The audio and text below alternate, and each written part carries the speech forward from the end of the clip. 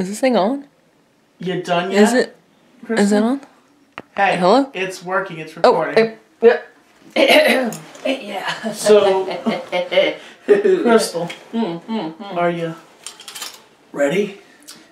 Ready for what exactly? For you to murder me in my sleep? Maybe.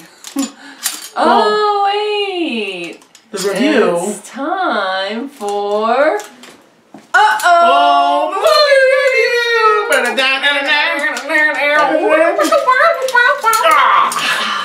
Well, we're not talking about this guy. We're talking about another legendary, another monster that is iconic in the horror genre. Still haunts a lot of people's dreams. And sure. The aphobia. What's the aphobia called? Oh, I don't know that one. I don't know that one. Hold on a second. Let me search it up. Well, while Tommy's finding out what, I know what you're going to do. Fear of clowns, right? Yeah, hold on a because second. we're reviewing it. The movie. Now we're going to talk. We're kind of reviewing the movie. What's the phobia for clowns? Coulrophobia. According to Wikipedia, what? the term coulrophobia. C-O-U-L. Coulrophobia. That's coulrophobia. I've never heard that one. Yes. Well, I bet that a lot of people did not have coulrophobia until after they saw it. I would be guessing. Or if they saw Bozo, you know, maybe they just think. Or some people are generally afraid. I had a little girl. I had a girl in high school that I went back to see that was afraid of Elmo. I did the Elmo voice. I was like, "Hello, everybody!" There's literally people that are afraid of birds. There's a fear of birds. There's a fear of, you know, all kinds of stuff. But we're basically reviewing the remake versus the original movie. And I read the book, but it's probably was like 8 years ago that I read the book. And I don't really remember all the subtle, like, ins and out details of the book. It's long. But as far as the remake versus the original, I'd say that, I mean, you know, where do you start? You have so many different things, so many different, you know, things to dissect. You have Pennywise, obviously, and then you have the kids, and the actors as children and as adults, and the character development in each movie. You have the bullies. So, you know, I mean, where do we start? Pennywise, I would imagine, would be, you know, the huge one. Tim Curry being one of the most legendary actors of our time, which now he sadly has had a stroke and he is reduced to a wheelchair now, which he's a genius still. He still does tours. He's also 71 years old, found out today. Yes. I don't think I would have guessed that he was quite that old. Of course, Stephen King's 70, so, you know. Wouldn't have expected that either, really, but yeah, Tim Curry was great Pennywise. Obviously, everybody loves him. And I'm going to steal something, I guess something that I did agree with, that the Nostalgia Critic remarked on in this review, because he did a comparison of the new and old. That Tim Curry's It, at least he was kind of like a clown. Yes, you know? He was jokey, and he would mess with the kids, and he was like, you could tell that he was very joyous, and he was very... Like, he was creepy, but he wasn't right away creepy. Like, so I kind of skimmed through the old one, because I hadn't seen it in a long time. I fell asleep. And I saw the remake in theaters, you know, when it came out, whatever. And so, seeing them pretty close together, I really do get a very clear picture that, yeah, the remake... the new Pennywise was just absolutely terrifying from the beginning. As soon as you look at him, and there is no child anywhere that would be like, hey, yeah, let me like hang out with this guy for a second, you know, or let me, you know, there's nothing alluring about him in the least. And not that Pennywise in the original movie was very alluring. I mean, he wasn't. He was alluring for a second in the Georgie scene at the beginning. Pretty much everything after that, he was just a total crazy, scary weirdo. Yes. So, you don't know. Whatever. But I have to say that the Georgie scene from the remake was very intimidating, and a lot of people were telling me that he would actually see Georgie's arm get ripped off and Pennywise transform into the monster and rip his arm off. Like, he reaches out... In the remake? Yeah, in the remake. He reaches out and he rips Georgie's arm off, and Georgie is crawling, and he is bleeding to death. And then you... That doesn't happen. In the remake? Yeah, unless I'm living in a dream world here, I'm pretty sure that doesn't happen. In the... Are you talking about the original? No, in the remake. He's just really creepy, and then he's like, you know, you want your boat, Georgie? Or You want your boat, Georgie? And then Georgie reaches in, and then it pans to the outside, like behind Georgie, and then he just goes zoop, right into the grate, and that's it. You don't see him get like... With Bill Skarsgård, because we're doing comparisons. That's right. What I saw is that when I watched the scene, I was paying attention. I mean, I wouldn't say that you were not paying attention. See, I saw it in theaters. Maybe you saw a cut scene. No, I saw it in theaters. James Worley would not go in the movie theater with me when I went to go see it. That's how I know that I remember when I was watching that. Maybe he reached in and then else. He came down and he bit down on Georgie's hand. I was like, holy! I'm like, there's the CGI, and they're like, he rips his arm off. Georgie's, and you see Pennywise's hand reach out and then reach in. yank him in there, and he just gets yanked down. You're just like, but the one thing I was talking to somebody about how stupid the CGI was, because when I was watching it with a friend, and that boat, the paper boat was CG, and so as soon as that paper boat was CG, I leaned over to my friend and I was like, can you believe that they had to make the paper boat the CG? And I may have dismissed that scene altogether. I would like to say something about it real fast. Okay. I do not think that this is a story that adapts to film very well at all. I think that it was as good as it could possibly be as a book, and that not just it, but most of Stephen King's stuff I do not think goes to film very well at all. There's all kinds of stuff that is really cheesy and stupid when they try to make it happen, you know, in real life on a screen, versus you reading it, getting sucked in, having the subtle, like, you know, the sort of environment, the ambiance of the emotion being like something that you kind of use your imagination in a sense that's very subjective to you know, to get into it. And then you put it on film and it just loses it. That's what I think. I personally don't think that it is a great movie. Period. I mean, I'm gonna say for me that watching the remake, I kind of walked out of the theater and I forgot about it immediately. I really did just go like, okay, well, yeah, that was whatever. Creepy clown guy, okay, good. My thoughts just didn't matter to me. My general thoughts on it is it's definitely leaving us for 2020 for us to see the adult version, because this right here, this version, the remake, is the kids version, and now I'm wondering who are they going to back us up? Who are they going to fill in for all these awesome kids that, including the Netflix kid, by the way. Did you know that the kid that's in it was actually in Stranger Things? And did you know there was a line that he said in Stranger Things that he said in it?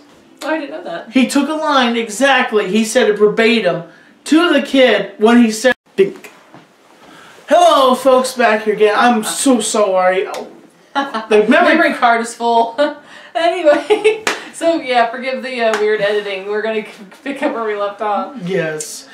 Tommy was you're talking about the kid from Stranger Things, and how he said the exact same line that he said in Stranger Things, and that how he said it in the It. And I have to say that I thought that this It from the remake of It was more gritty and more grungy, and that's what it was supposed to give. These new modern remakes are really gritty. I've been noticing every horror film that's been made from like the 80s are really gritty and very grimy, and they're supposed to be... he is he is terrifying. He yes. he was very, very scary. I guess, you know, I don't know, I don't mean to be a hater or anything. I just have a... That's what we do, Chris. We're reviewers. And I have the opinion that when a movie takes so many millions of dollars to make, that I'm like, yeah, starving children in the world, etc., and you just dropped like $150 million on a movie that is, you know, and so for me it makes it easier to go like, you know, I don't like this, I don't like that. But I have to say that I got a little bored with the scary scenes, the scary Pennywise scenes towards the end of the movie. I'm like, okay, so yeah, they're just going to get up close to his face, he's going to make a scary face, and they're going to wiggle the camera, and, you know, it's not that it's not scary, it's just, perhaps it's that I had already, you know, I think there was a part of me that just kind of anticipated that's what it was going to be like. You've already seen Pennywise before. If you read the book, then you already had a mental image of him as, you know, the scary clown. So I guess, you know, it's like, okay, it's 2017, they're making a remake. Obviously it's going to be CG as heck. Obviously they're going to make it really scary. And that's just kind of what it was.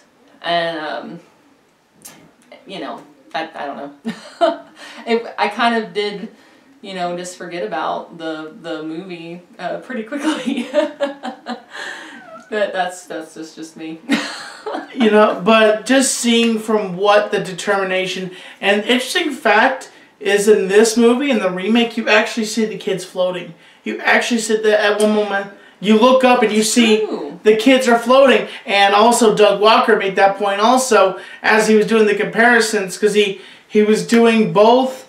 He was doing the remake, and I love the review, by the way, folks. Go check out the Nostalgia Critics review of it, because, like... I like it too, it's good stuff.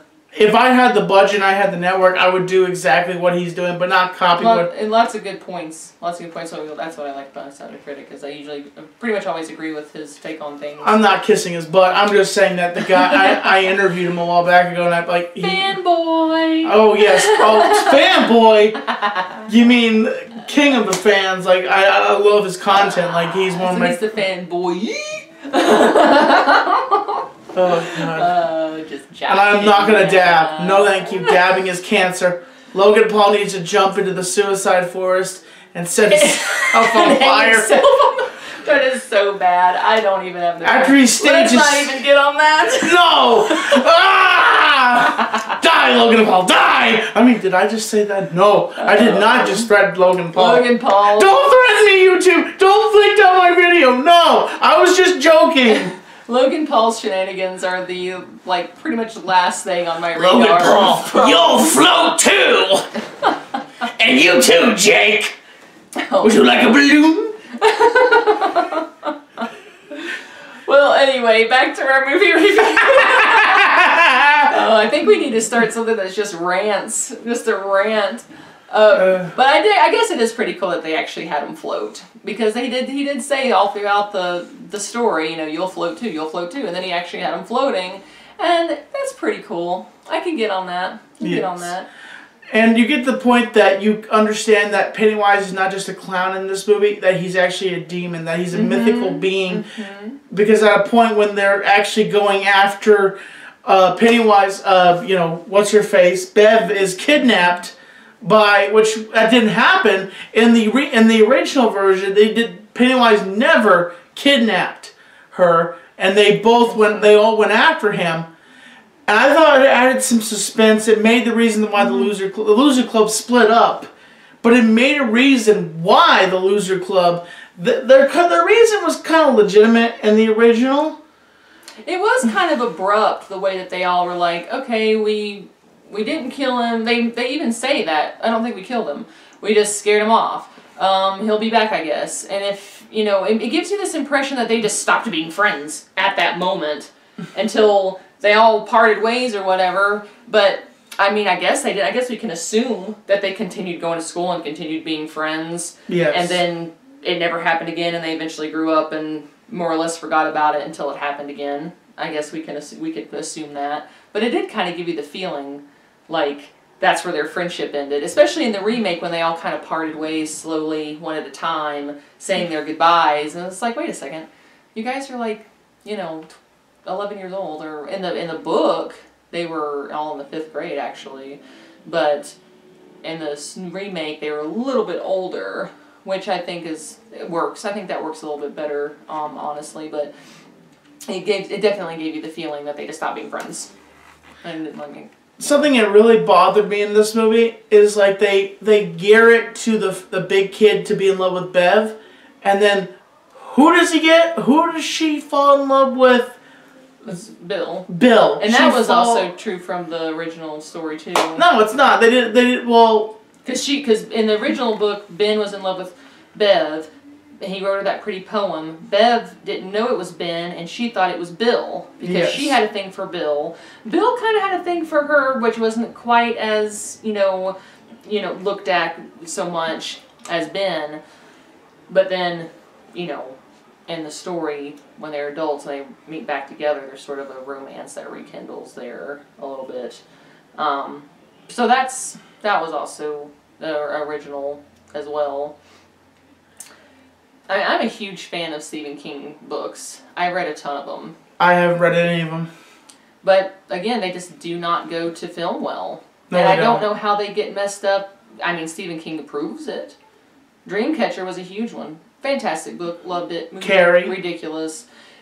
Carrie was more or less the same, except they changed Carrie. In the book, she was like overweight and kind of had like pimples on her face and stuff. In the movie, she was thin. She was pretty. Did you know some interesting fact about Carrie? Stephen King threw Carrie away, and then his wife pulled it out of the trash and said, "No, you should get this produced. You should take this to your editor.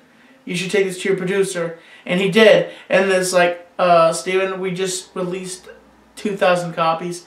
He's like, well, how much is that? And it was just like this much money. And he's like, and he was kind of like, oh my gosh. And so that's where now look at him now. Look at him now. Mr. Big Stephen King, the Stephen King drinking game. That's been known to kill people being driven. The nostalgic critic. And I will say, that there's truth to that. After so many books that I read, I was like, okay, I know where this is going. I didn't care so much that was always in Derry. I didn't care so much that there was always like a drunk writer character necessarily. But I started to kind of see like that there were even more patterns, like how like a bunch of people were going to die and it was going to be really sad before it got better, even if it did get better. And so like I liked the scary aspect of it, but a lot of the books were also like pretty emotionally jarring. Like you'd be like, oh my god, I can't believe that happened. Oh my god, oh, so it's not like a pick-me-up, that's for sure. Not a pick-me-up story whatsoever. No, it's not. Beyond scary. King's stories are very gritty and very determined, and they're very scary. And they're very real in the sense that there's no hold bar bad stuff going on, for sure. As a great Chris Riley would say, I am not attracted to women, and I don't wipe that well. Sorry. I'm not exactly sure how that relates, but it's I was just quotations in quotations. What can I put in quotations? Stephen King is not a scary writer. Yes, he is a scary writer. Sure. Does he look underneath his bed when he goes to sleep? I don't think so. Is Crystal pretty? Yes. Yes. Yes. In quotations. Oh my goodness. How could you define a word just by moving your fingers? It's just. I mean, it's supposed to mean like like basically you're supposed to be quoting something when you do that. It's also a way to cheat if you say something and you don't want to own it as your own opinion because it might mean you can just go, this movie really sucked, or whatever. Somebody this else movie said that. Can suck my balls. Yeah, exactly.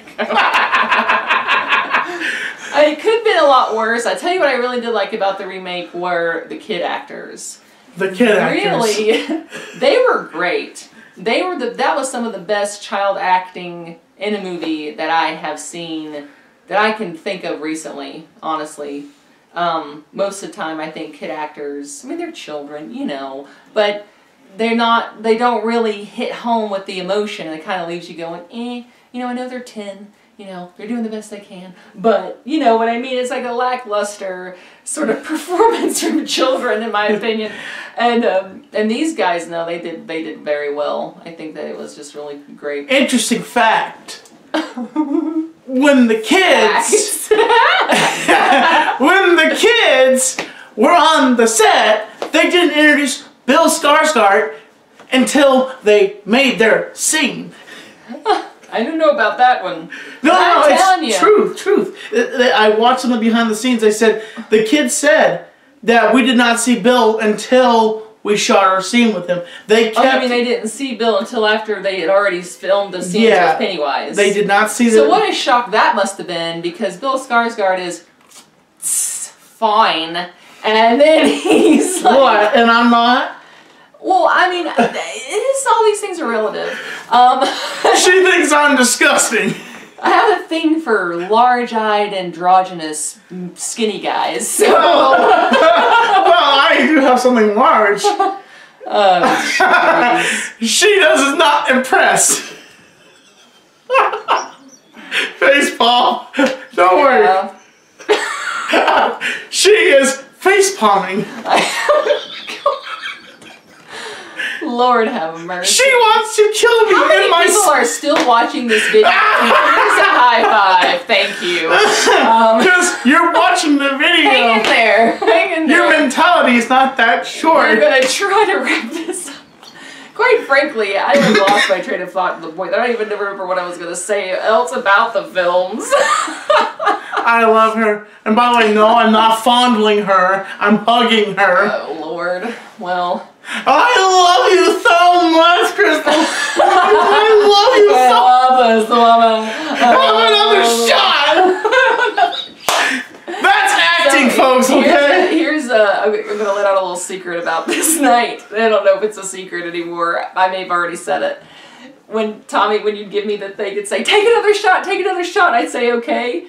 I was pretending to take a shot. Yes, and she let me get drunk and she didn't let me in on it. What am I supposed to do? What am I supposed to do? Handcuff you and be like, "You will not drink anymore, mister. No, you will not, because I'm your mother." I can't do that. Then what you could have said is, "Tommy, fake your drinking to make you look drunk." No, I told you he doesn't remember because he was hoisted, but I said, "Tommy, you should really stop drinking now."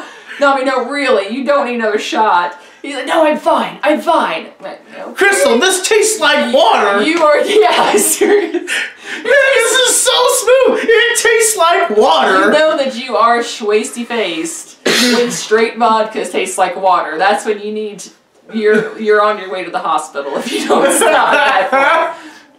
I'm telling you. And don't worry, folks. Me. Yes, we did sleep in the same bed, but I slept on my side of the bed, and she slept on her side of the bed. Maybe we only had one big bed. Yes, and who planned it that way? My attitude is, Tommy, you're not the first guy friend I've shared a bed with. You probably won't be the last, and you're not the first or the last that I've said, no hanky-panky, stay over there. By the way, I never made a move on you, by the way, when I was in the bed. No, he doesn't. I'm a gentleman. I've slept in the bed with Crystal multiple times, but nothing ever happened because I'm not attracted to Crystal, and she doesn't like the way I want it. Oh my God! I think we were conducting a movie review. We are conducting a movie review. We are so. I gotta stop. We're professionals. Can't we are professionals. Bum, bum, bum. Can't you tell? We're knocking this out of the park. This review. We're knocking it out of the park. We're knocking this review out of the park. Oy vey. Okay, so in I am Matt Foley, and I am a motivational speaker, and I am 35 years old, and I live in a van down by the river. I'm so R.I.P.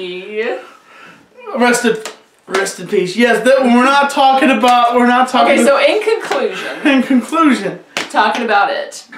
I guess you love it, you hate it, maybe you're ambivalent. I'm a little bit ambivalent to it, as I said, but I do think that it's certainly worth watching, and it's definitely, I think it would be really scary for, like a kid that's like 10 or 11 and kind of handle it. I think this is actually a really good scary movie for them because there's not a whole lot of swearing. There isn't any vulgarity of like sexual scenes or whatever. In the book, Bev's dad it's like made pretty well known that he, you know, is a pedophile and he abuses her in that way and stuff like that, which really adds to that whole like, ooh, gosh, like, this is, the whole thing is just really scary and bad all the time. But in the remake, it's more like, it kind of skims over that part and he's more like physically abusive and you get more, just a little bit of a hint that he's creepy. But like a kid of like 9 or 10 would probably not pick up on that so much, and this clown would be really scary. Like I don't think my daughter's 6. She loves scary movies. Like she loves the heck out of The Shining. I don't know how it happened. She's 4 years old, literally. Sits down next to me while I'm watching The Shining because it's Halloween. It was around Halloween 2 years ago. Well, she sits down next to me and she's just glued to the screen. And I'm like, you know, there really isn't that much violence. There hardly is any violence. Oh, come on. The elevator will fill with blood that flows right through the freaking hallway? Yeah, it's just blood, That's not violent. It's not because the only time that there was violence is when that poor guy, he was trying to save them the whole time. And he gets an axe to his belly. And then as soon as he walks down the hall, he gets an axe to his belly. That is the one scene. And I just kind of like distracted her for a second while that happened because it literally took 1 second. And then, but she was glued to it. She loves it. I still think that this movie is too much for her. I mean, I know she wants to see it. She does want to see it. I can't let her see it. But I do think that it would be appropriate for a kid about 9 or 10. Just don't want to watch the remake. That's a good scary movie.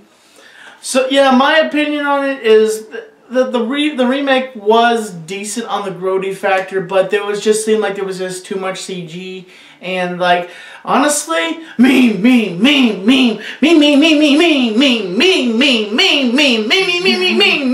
Yeah, lots and lots of movies are made to where you can kind of watch them and tell like, okay, this is going to be great for memes, or great for t-shirts, great for merchandise. And, you know, as many times as you saw in the remake Pennywise and his scary antics and whatever, that's kind of how I felt. Like, okay, this is just going to be on a bunch of posters and it's going to be like, you know, whatever. But it didn't, I mean, you know, whatever. Oh, and by the way, our opinions on Star Wars?